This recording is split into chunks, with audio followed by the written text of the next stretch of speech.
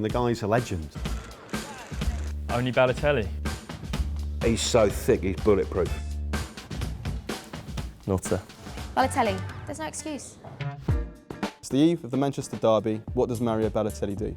Instead of getting an early night's sleep, he only goes and sets his own bathroom on fire. The only thing I can give it credit for is maybe he had an inkling that it might not be a brilliant idea because he did it in the bathroom. Yeah. Where maybe... Tiles and that, and it's not carpeted. Yeah.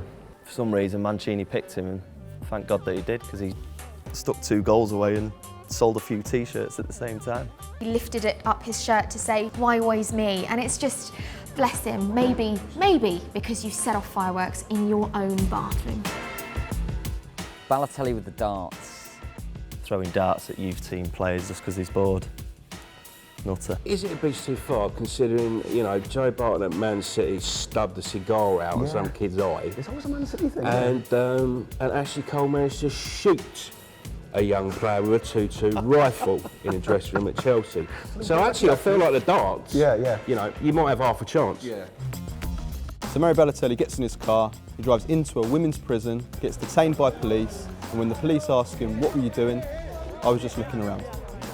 What a laugh. I wish I'd been there. I mean, the guy's a legend. I mean, the way people talk about him in Manchester, it's like Balotelli gave money to all his people in the pub.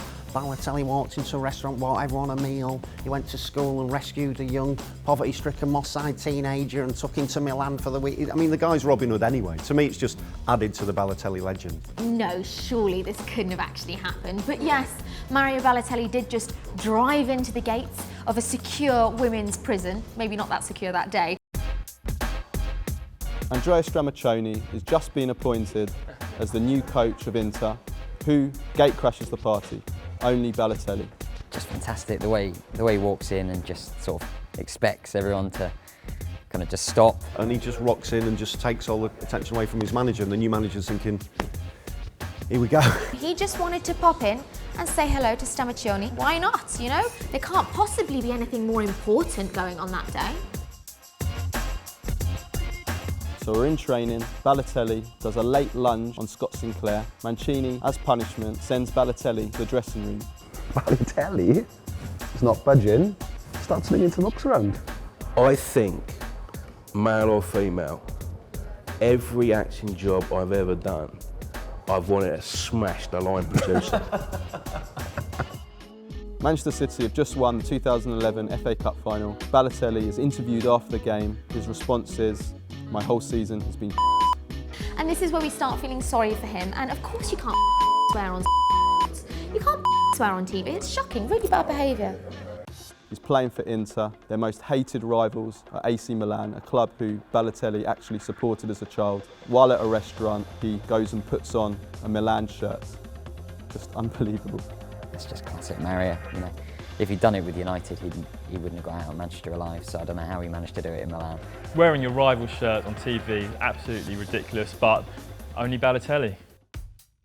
I lived on a flat on Chester Road in Manchester with my mate Jim, and he was on his way to work. I think it was about 9:30 in the morning. I've just seen Balotelli have a car crash. Balotelli had managed to smash up a ridiculous sports car, I don't know what it was, Audi R8 or something. Yeah, rumour has it that the policeman didn't know who he was, and he just wanted to know why he had about £5 in his pocket, and he just looked at him and told him it's because he was rich. We say footballers are the new rock and roll stars. It's true. He left his car. So many parking frames wherever he left. It wasn't an issue of parking for him, it was, this is where the car is going to be dropped. Yeah, and I'm off. And Manchester City have just beaten Blackburn. The team go over to celebrate with their supporters. Balotelli sneaks behind his teammate Edin Dzeko and just takes his legs away. He's the ultimate prankster, he's the big kid. Even when the cameras are rolling, he didn't care. You looked at it and you just thought, you know, this guy's mad. Once he's finished his game of football, 90 minutes, you want to put him in a cupboard. Lock it. And lock it and go, right, we'll give you food and stuff, you stay there. We'll pay you. You know, we'll pay you a lot of money. Maybe you've got to take him out for a little run now and again and stuff, but basically keep him out of trouble. On the football pitch, Balotelli can pretty much do everything. But one thing he can't do is put on a bib. My absolute favourite Balotelli moment of all time. It's the simplest 3-hole situation you could ever have.